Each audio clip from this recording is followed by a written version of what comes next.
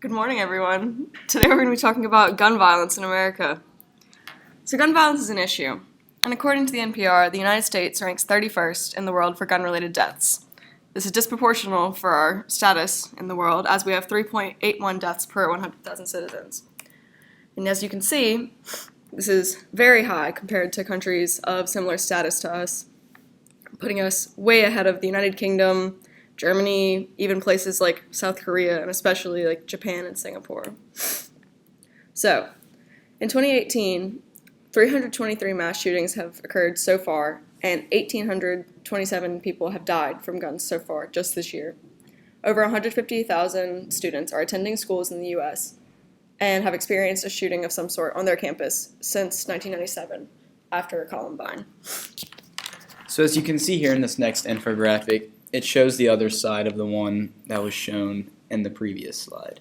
You can see that countries like El Salvador, Venezuela, and Guatemala are ranked similarly to the U.S., which is senseless because the U.S. has nearly nothing in common with any of these countries except for the rate of gun violence.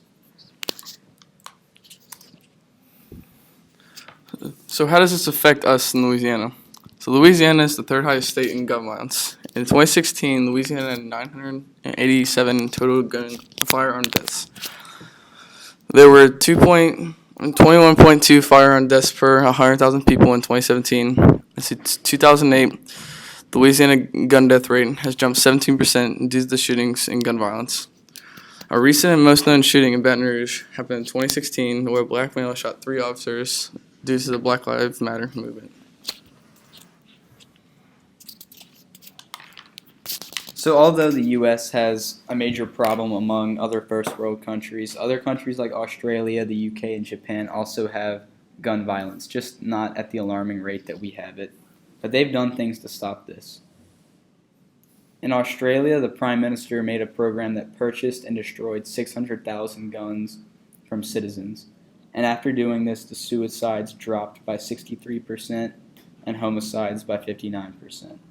In the UK, they had a similar buyback program, and they prohibited the private ownership of handguns in Britain, shotguns, and semi-auto rifles throughout the UK, and then this dropped them down to about 50 to 60 gun deaths per year. In Japan, however, they had 10 gun deaths per year with 127 million people.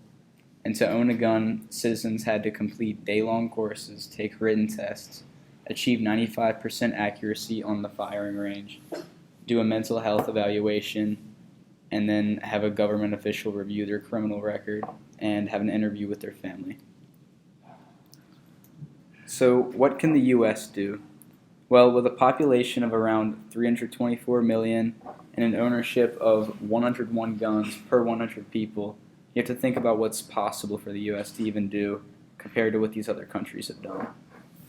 Since the UK had 3.7 guns per 100 people with a population of about 56 million, you know that buying back guns or just straight up banning guns wouldn't work in our situation. We have way too many per capita. And as for the Australian plan, the US would have to purchase back 40 million guns, which is just not possible.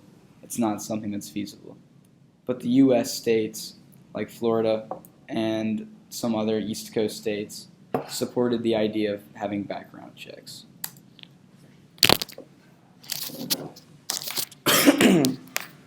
So what can we do to solve this problem? Because other dangerous practices like driving vehicles are limited with classes and standardized tests in the United States, guns should be regulated similarly as well. With the system, people of ages 21 and over will have to pass an extensive background check on mental health and crime history, attend a day-long class, and pass a written test on gun handling and safety before they can get a permit. With this permit, they can purchase a firearm. The permit has to be renewed every 3 years through a refresher course and practical use test. We begin this process in our home state, and it is heavily affected by gun violence.